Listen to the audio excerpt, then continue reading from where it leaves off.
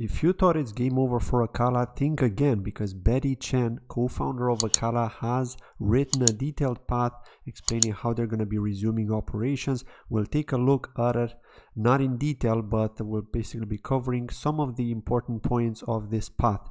Now, the first thing that they're saying here is that the total circulating supply of AUSD is 10.9 million, of which 5.8 million was required to be recollateralized and is now fully collateralized. And this is, I think, to do with the tracing reports and what they were trying to get back. So now that we've got that back, now we're back to normal with AUSD, let's say on chain, but there are still some things to be done before it's fully reactivated. And then, of course, they'll need to sort out the Qcoin issue, because as you know, on Qcoin, AUSD is currently trading at around 78 to 80 cents, and so it still has some way to go before it's recollateralized. And don't forget the ST label, which I think is no longer going to be impacting it, because I'm sure the team has informed Qcoin of this, and so now we're in a safer situation. Again, not financial advice, don't go buying AUSD just because of this. It's still not 100% guaranteed, but the probability that it's going to get fixed is much higher now before Qcoin would be delisting AUSD. And so Acala Foundation borrowed 5.8 million USD through CDP using its own funds, 3.79 million USDC and 42.7 million Acala as collateral. Now that is a lot. The USD was then burned to achieve recollateralization. So that's how they did it. The USD funds are Acala's foundation donation to the network. Although in the original community proposal it was requested as a loan to the network, Acala Foundation will also manage the CDP positions and the associated AUSD debt repayment. So interesting how they decided to go about doing this with their own funds. And I wonder how they got these funds. Were they like team funds, were they treasury funds, or were they support funds from investors, because that could also be a thing. Now with regards to the liquidity pools, so these liquidity pools have been recapitalized and rebalanced to pre-incident levels. L dot is now 0.97 AUSD. AUSD has 682,581 liquidity. L dot liquidity is 697,000. They've also got the AUSD IBTC pool in order now, with the IBTC price at 25,906.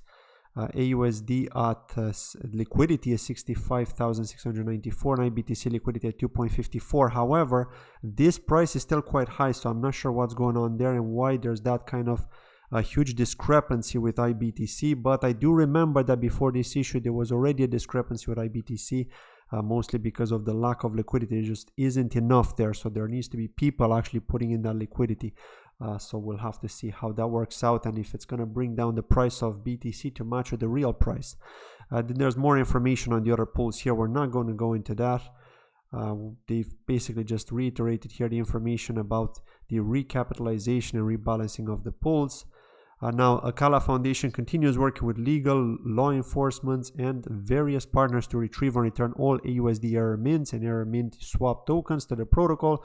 Currently, some assets are frozen on-chain via community governance vote, and some assets are frozen in a number of centralized exchanges. Of course, we know about Qcoin there, and they appreciate the support. Of course, they're talking about the bounty here of up to 5%, which is open to any party who returns at least 95% of the funds. And resuming operations. So since the incident, a number of operations have been paused. We already know that. What else are they saying here? Now, the Acala network is in a state ready to resume normal operations. Okay, now that everything has been recollateralized, they are ready to resume. So we'll have to see what else do they need to do. So they're saying that a number of factors have to be done to reconsider resuming operations. The market conditions have changed considerably since the incident. Current token prices are much lower than the other liquidity pools on Acala, which will impact the liquidity providers if the pools are open for trading straight away. We recommend that LPs be allowed to withdraw liquidity for a few days prior to trading reopen. Similarly, with the current token market prices, many CDPs vault will be liquidated if the Oracle pallet was enabled straight away. We recommend that the vault owners be allowed to manage vaults, repay debt, withdraw collateral, add collateral based on current market conditions for a few days before enabling oracles. Phase 1, enabling LPs to withdraw, so we'll have to wait for this to happen. They're going to be enabling trading pairs of AUSD, on pausing the DEX to remove liquidity and non-stake LP tokens. Reset transaction fee. Now, I'm not sure if we're gonna have to do this or what's gonna happen here. I'm assuming they're gonna let us know when we can do it, but what happens to those people who are not around? What if you're on holiday? What if you're away and you don't have access to your laptop with your wallet, what then, right? So I'm curious how they're going to manage that, because you can't make everyone happy in these circumstances, right? Especially if they're not around. Not everyone is going to be around with the wallet available to operate this, right? And to take these actions. Now let's move on here and talk about Tether, to change to some positive news. So Tether tokens USDT are now live on Polkadot. This has been tweeted a while ago. This was on 2 days ago, actually. Apologies for doing this late. I wasn't around to do a video, unfortunately, but yes, it is coming to Polkadot. And so what I personally think is going to happen is that Uniswap are now going to integrate Moonbeam faster, because there is a stable coin to pair with. Think about it. Until now, they could have only paired it with XC.dot, which has the most liquidity, but even that's quite volatile. So imagine the volatility that you'd see between GLMR and XC.dot on Uniswap, right? It would be insane. It would be hard to keep a track of, right? And there probably wouldn't be enough people supplying liquidity to that. But now with USDT, there's a much higher likelihood that we're going to see the GLMR USDT pair, maybe XC.dot USDT. And so it opens up the gate to more opportunities now, more pairs, more liquidity pools on Uniswap. So we'll have to see what are the next steps now for Uniswap, and if they're finally going to integrate Moonbeam as per that last proposal that we're talking about a while ago in the community.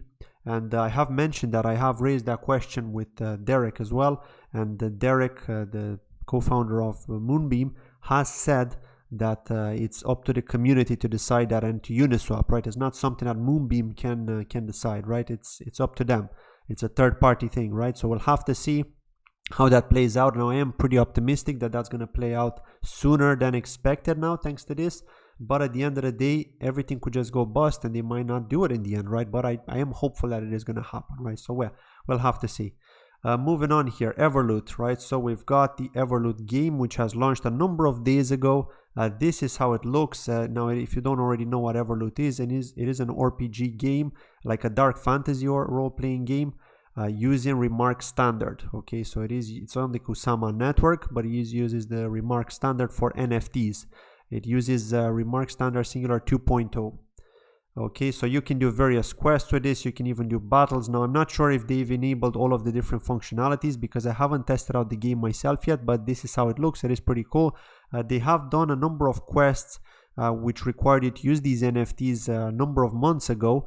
And so that was a great way to finally get started with this and to see how it actually looks and how you could have multi-resource NFTs.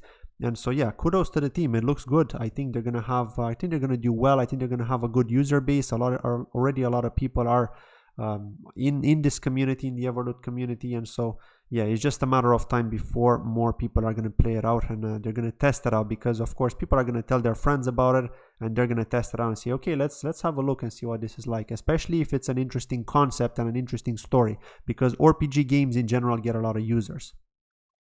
Moving on, let's talk about Moonbeam here. Now, I'm not going to talk about the details from these tweets here, but they're talking about grant proposals here. And so somebody in my community has raised this to me. And as you can see here, there are a number of grant discussions. So if you didn't already know, Moonbeam can support and fund other layer 2 solutions that are building on top or planning to build on top of Moonbeam or have already done so. In this case, Teleswap is already on Moonbeam, Moonwell are already on Moonbeam.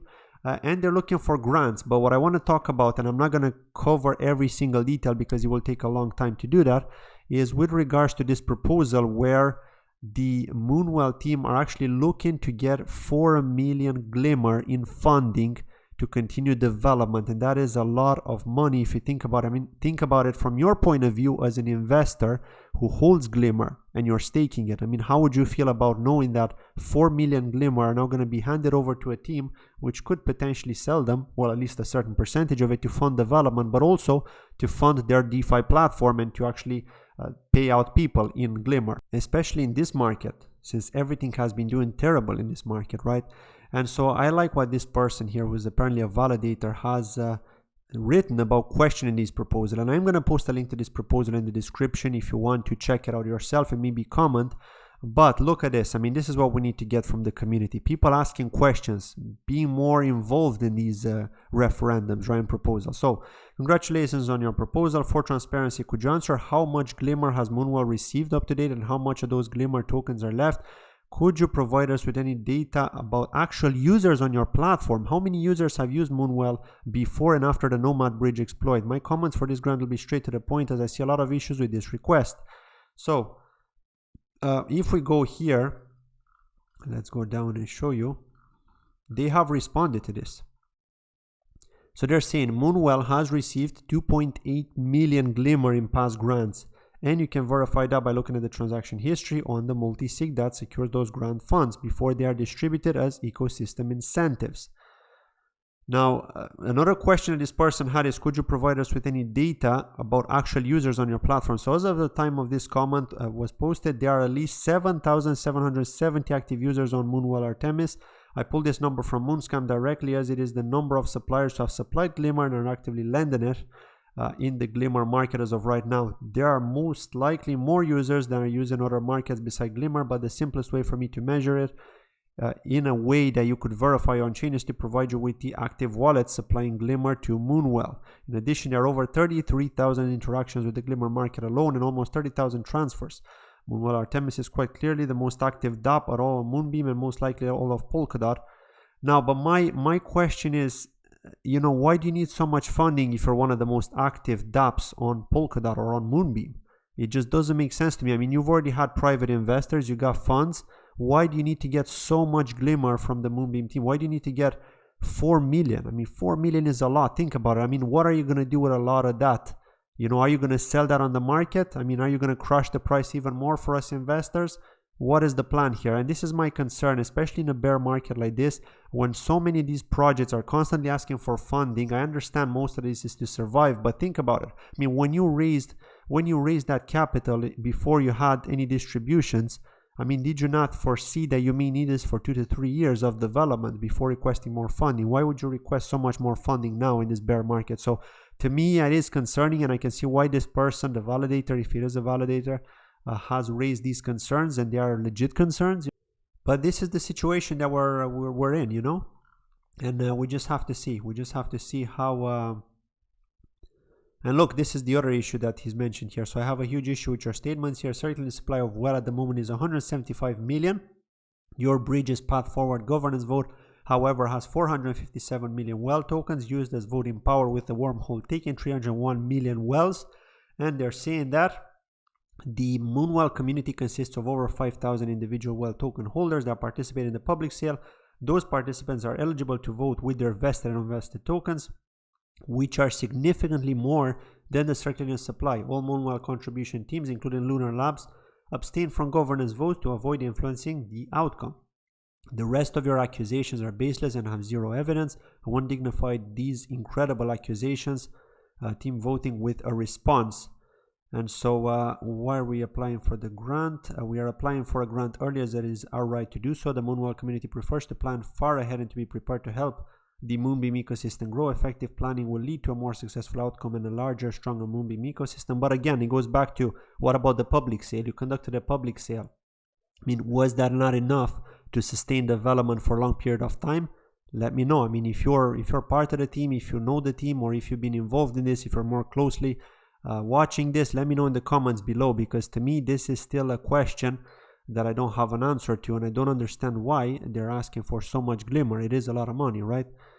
And as we mentioned in the grant proposal, the Moonwell community is completely neutral on which DEX the liquidity comes from. Okay, could you explain to me why Moonwell even needs Glimmer incentives for the product you're offering? What ecosystem incentives encourage user activity and TVL growth? Bring in new developers to in turn bring more activity. Please see the Moonbeam ecosystem flywheel, blah blah blah here. When exchanges reach big liquidity and you can do all the liquidation, why is there a need of supply Moonwell users with Glimmer? To incentivize further ecosystem growth. Please recall that Stellar Swap reached over 50 million TVL during Harvest Moon, but Moonwell reached over 185 million TVL during that same period. This would not have been possible without ecosystem incentives. Okay, that's interesting. That's interesting. So, yeah, I mean, they've got an answer to everything, and this is how it is. You know, they're gonna prepare answers for every type of FUD out there. Even if you are managing to find the real concern, they will still find an answer for you. It's just how it is, and it's unfortunate. But at the end of the day, it's us retail investors who are suffering the most, because that's how it is, right? We are the ones that we are the ones that suffer when these tokens are being sent into the market, or coins, and they're being sold for supporting, for funding. I think there should be another thing to be considered here, something like, I don't know, using USDT maybe for funding going forward, right? So that way you're not diluting the ecosystem's coin, because then you're hurting retail investors. It's always us that are the exit liquidity at the end of the day. And so this is what I don't like personally when it comes to funding from these kind of parachains, right? I would prefer if the parachains would have funds set aside in USDT